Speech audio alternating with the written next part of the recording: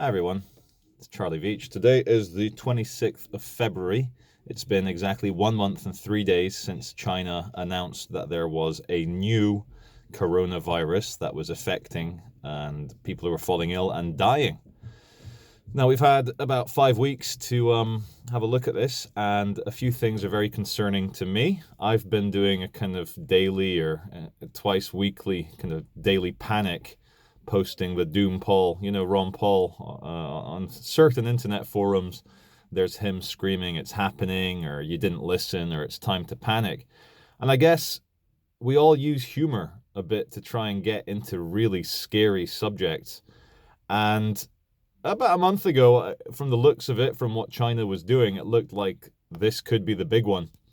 And unfortunately, now, 5 weeks in, I'm pretty much certain this is the big one.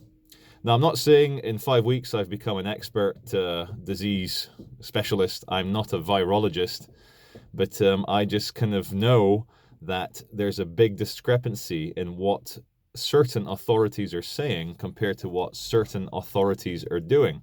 Now, when you are confused, you see what people do, not what they say. That kind of generally points towards the truth a bit closer. For me, I do not believe a single word that the Chinese Communist Party, which is a one-party dictatorship, a communist dictatorship, where you've got now apparatchiks and oligarchs, and it's always the case. This is what Soviet Russia was like before it collapsed. They're just billionaires squirreling away money and power and control, and they rule the Chinese Communist Party via Xi Jinping, who is the president, the Winnie the Pooh president. They control 1.4 billion people. And I have my issues with statism itself. I have my issues with modern civilization, which we're not going to get into now. But one thing I hate, I detest, I find disgusting about authoritarian regimes is the fulcrum that one man or one woman or a small group of people can have over the entire country. And we're not talking like United Kingdom, 70 million. We're not talking America, 300 million. We're talking 1.4 billion. I don't know, let's just quick math, 7.7 billion, 1.4 billion, that's about 15%. 15% of the world population. And here's the thing.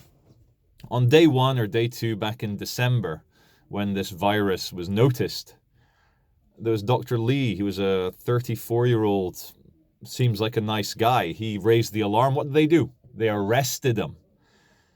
There's been people screaming on Weibo or whatever social network they're allowed behind the Great Firewall of China, and they scream out. You can see the passion in their hearts. And, I grew up, and, in my adolescence and my teens, my 20s, my 30s, you consider Chinese, Asians, Korean, Japanese people to be very mild-mannered, to not want to complain, to keep their heads down, to be very stoic about life. And seeing the Hong Kong protests, that was really a big wake-up call. When people get pushed far enough, we're all human. Doesn't matter how stoic or relaxed or calm you are. Every man has his point where that's it. He's going to go down fighting. The humiliation, the indignity becomes too much. Coming back to China, there's been a few odd people whose message has really struck. And I'm going to post below this video in the description area a Chinese lady who, I don't know if she's a doctor, or if she's a nurse, or if she's just an ordinary Chinese citizen. But her passion as she screams out, and these are desperate people. And I just want to say that any Western company, or even any company that isn't part of an authoritarian communist regime, which is providing infrastructure, which is providing manpower, which is providing technological expertise for the Great Firewall of China. For people that don't know what the firewall is, if you're in China, you cannot access Google, YouTube, Facebook, the internet. You cannot access the internet because the party, the one-party dictatorship, does not consider you worthy enough to be an adult to maybe be polluted. They control you.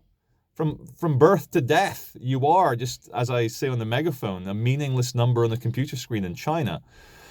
Now, the things I do on the megaphone, the opinions I voice on this platform, if I did the same in China, I wouldn't just be I would have been disappeared a long time ago. Nobody would know it. I wouldn't even be in the re-education camps in the Western China, which I'm going to come on to in a minute.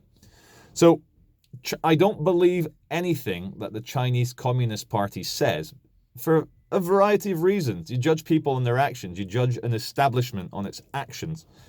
Rewind to 1989. I remember this. I was a very self-aware, sentient 9-year-old.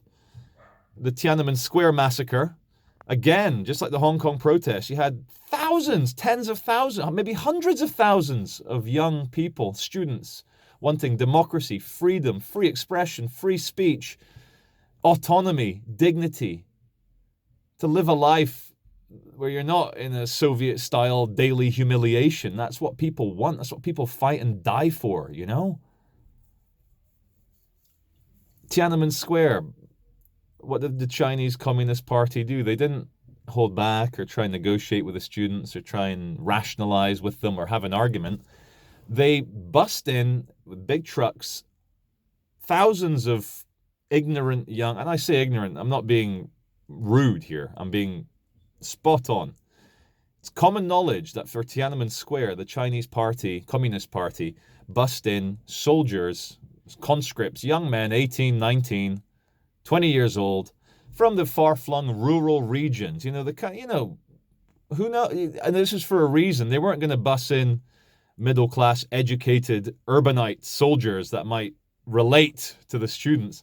They bust in yokels from the outer regions that came as, oh, these fucking city slicker, spoilt students. Look at these urbanite scumbags.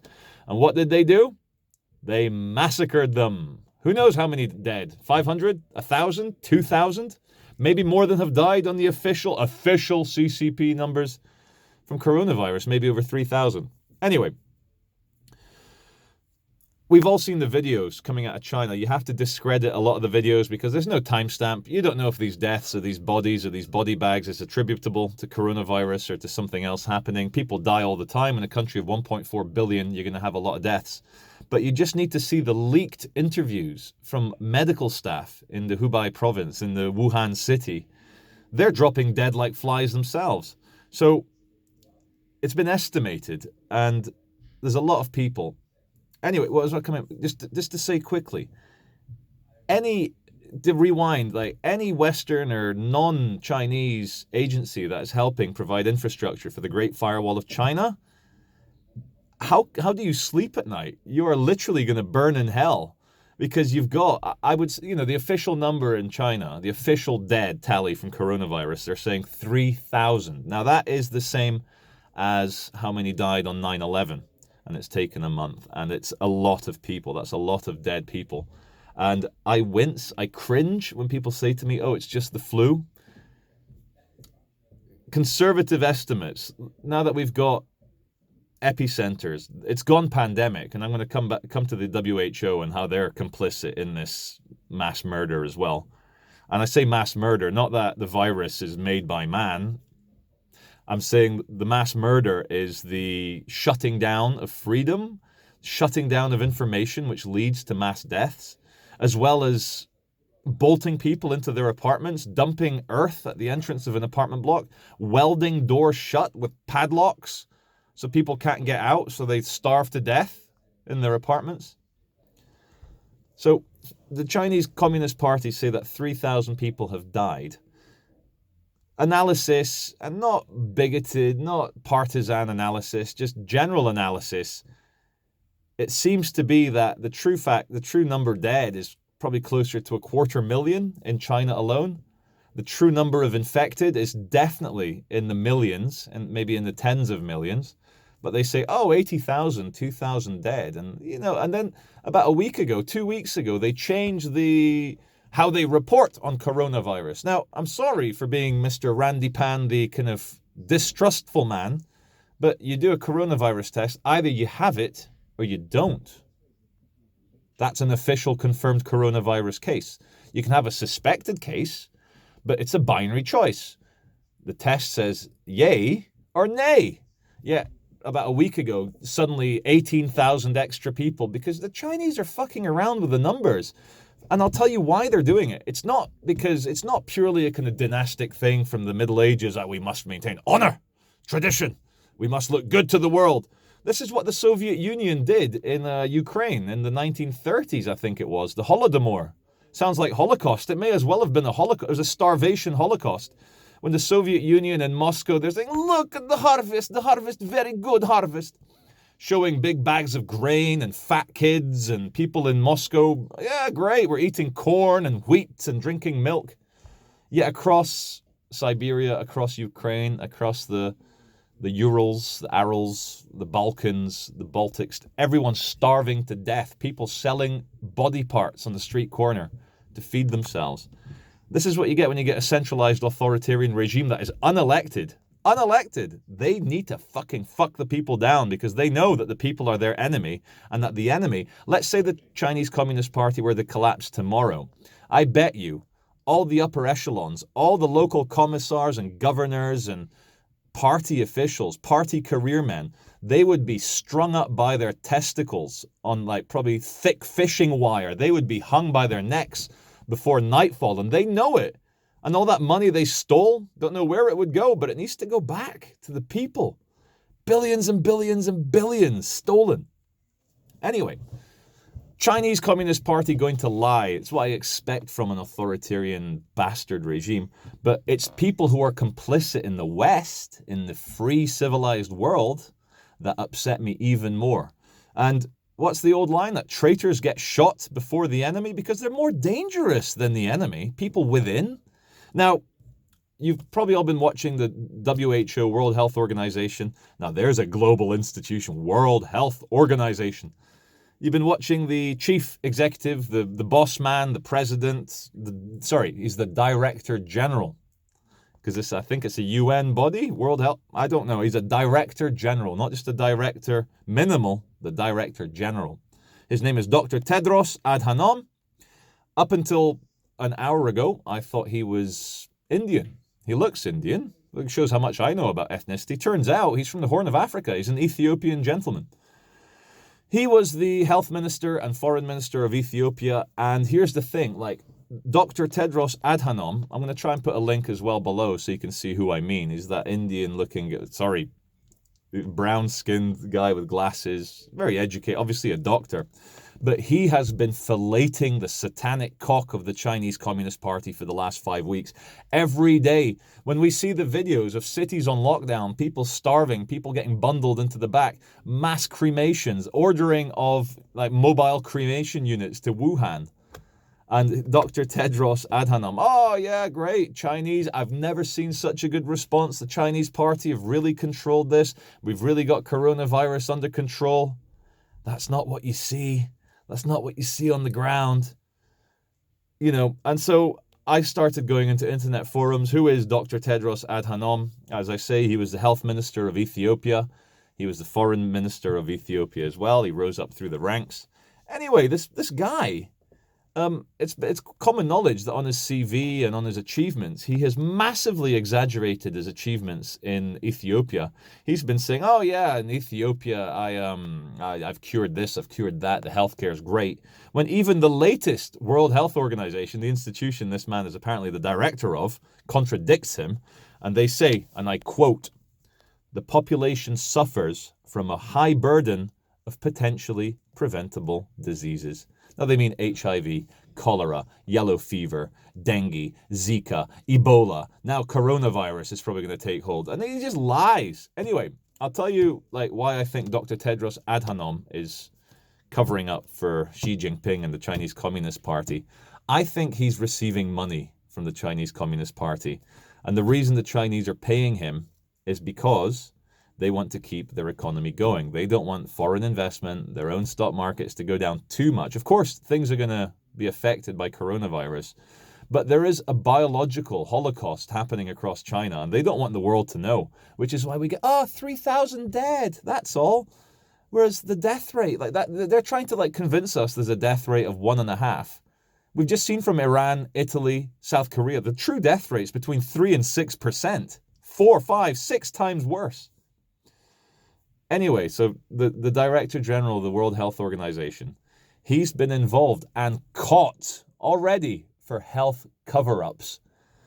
In 2006, in 2009, and 2011, there were really, really bad epidemic cholera outbreaks in Ethiopia that were killing a lot of children. And Dr. Tedros Adhanom, when he was the health minister, he reported that, oh no, this is acute watery diarrhea, AWD, which is, I think it's bad, but it's not cholera. It's not a fatal disease for kids. It's acute watery diarrhea. So he, don't know how it happened, but across Ethiopia, tens of thousands of cases of children dying. Oh no, it's not a cholera epidemic. No, it's not cholera. Come and invest in our country. Ethiopia's doing well. Look, we've got an airline. Look, Ethiopia Airlines, we fly Boeings. How many people died from this corrupt cover-up? And it all goes back to money and finance. And yay, the economy is more important. So Dr. Tedros Adhanom, a corrupt World Health Organization thing, he's saying, oh, China, amazing. But what worries me the most is you've got the American government, Donald Trump, the US administration, all the American media channels, all the UK British government, all the UK BBC, British broadcast, which is the kind of state, it's the propaganda mouthpiece for the British establishment, the government. They're all children of the lie. I was watching BBC News last night and Channel 4 News last night. I like to watch Channel 4 News at 7 o'clock and then BBC News at 10. I'm sure it's not good for my brain, but I need to see what they're shilling out to the NPCs, to the public, to the proles. What are they filling their minds with? You've even got advanced scientists. There was a scientist lady on Channel 4 News last night. She actually looked depressed and she looked sick of what she was saying. But they were all praising the Chinese party. They're all saying that coronavirus is under control in China. Saying, oh, look, daily figures are down. So this is a regime that machine gunned tens of thousands of young people in Tiananmen Square. This is a regime that has just over 1 million Uyghurs in Western China. These are Muslims, Christians, Kazakh people. They're ethnically a little bit different from the Han Chinese in the East. So what did China do? Threw them all in concentration camps. 500,000 children are in concentration camps as well. Young people. This is a regime that if you go online, if you have a beer and you go on their version of Twitter or Facebook and you say, I hate the government, I think they're liars, this is a piece of shit government, you will be arrested in front of your family, taken away in handcuffs. You'll be forced to sit in a box as your hands are tied. They will humiliate you and they will force you to sign and fingerprint a document saying that you are spreading rumors and hurting the Chinese nation. Basically, you are a controlled slave. And amidst all this, a country that is enforcing abortions on women who can't pay the fine for having more than one kid. And you've got the British, everyone praising the Chinese. Like, I'll tell you what's actually happening. Here's the thing, like America, the West, NATO, Britain, Canada, America, Japan, Germany, France, all the other key players are locked in an ideological and militaristic Cold War with China for dominance of the Pacific. We're on the Filipino side, we're on the Japanese side, we're on the South Korean side. Now, these are all against the Chinese project. Now, it's very disturbing when coronavirus, which I believe is the big one, this is disease X, it is already a pandemic. It has a mortality rate twice that of Spanish flu, but we have better medicine now than we did in 1918, 1920. But it's still going to kill a lot of people over 60. And people saying, oh, it's just the flu, it's just the flu. Like, see all the elderly people? See your parents, my parents? See all your friends, your uncles, your aunties, everyone who's over 60? Are you really happy if, say, 1 in 8 of them die? Or 1 in 10 of them die? Oh, it's just the flu. This is all preventable. This is all easily controlled if people had access to the right information from China from the start. China, the world's most populated country, even when they brought in the quarantine lockdown on Wuhan, just before Chinese New Year, everyone had traveled. They've gone around the world. They've gone to Italy. They've gone to Brazil. There's loads of Chinese people in America. I'm sure coronavirus has gone nuts in America. They just don't have the testing kits. They just don't. throwing doctors in jail for reporting on corona. Instead of getting the world ready, being honest, shutting down the internet firewall so we can all communicate so that people can get their message out, it's just wrong. We're now, I reckon now around the world, every single country is infected. And what worries me, you know how I was saying we're locked in this ideological war against China, and we do propaganda against them. But the problem is our propaganda tends to be based in fact, like the concentration camp for the Uyghurs, the enforced abortion, the getting thrown in jail if you speak out of line on social media. This is all true. This all happens. The Hong Kong protests, what are they protesting about? The very same things I'm getting angry about for one-party dictatorships of billionaires and power-hungry fools who treat their population as slaves, as cattle. It's disgusting. And what worries me the most is it's almost as if the world's media, the Western media, NATO media, our media, is trying to keep everyone calm because they don't know what to do. They're praising China, where in any other situation, they would be saying, China's a piece of shit. Look how much liars they are. We don't trust these numbers. Look what they're doing to the Muslims in the West, which is disgusting. These are, whatever you think about religions, these are our Abrahamic brothers who want to believe what they want to believe, and they're getting thrown in jail and brainwashed to believe that the Chinese Communist Party and Mao Zedong is king, is God. The party is God. And they can cut a little baby out of your womb if you dare have a second child without paying the fine. They'll kill that kid. So I'm going to start prepping. I'm going to increase the food and water and baby powder I have at home. I don't think this is going to be the end, as in like we're going to go back to cavemen, hunter-gatherers, but it's going to affect the world worse than World War I or World War II or Spanish flu did. And if for every 100 people, 6 people don't make it, or, out of every 100 people that get it, 20 have to go to intensive care, there's going to be no foods, there's going to be no hospital beds, there's going to be no infrastructure, there's going to be looting and rioting, there's going to be vendettas that come out. It's going to be like that film The Purge, but with the added backdrop of the virus. It's going to be like The Walking Dead, but instead of zombies, it's going to be an invisible virus that is going around.